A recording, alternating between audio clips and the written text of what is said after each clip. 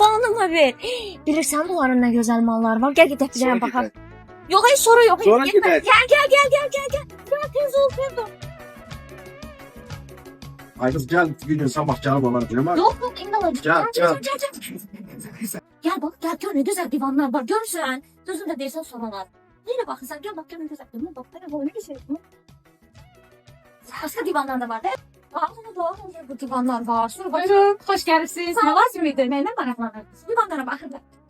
Divan. Yatak dəstərinə də baxmaq istəyirik. Çox gözəl. Baxaq, bir gəlmişkən yatak dəstərinə də baxaq. Göstərin də xanım. Gəlin bax. Bax, xanım, istədiyiniz kimi, istədiyiniz çeşiddə divanlarımız var. Həm bazalıdır, həm də mexanizmlər. Bəyəndim. Sən də aa, orada nerede ha? Gör ne diyecek divanlarım var. Bax, istədiyiniz divanlar ola bilər. Gel bak, bu da var. Gör diyecek. Baxın, gözəl xanım. Belə bir divanımız var. 3 hissəlidir, 2 hissəsi açılan bazalıdır. Bu divanımızda həm kürək hissəsi, həm də qol hissəsi mexanizmdir. Ay bu çok geçek tatlı. Ben bunu beğendim. Bəli, Bunun kıymeti neçədir?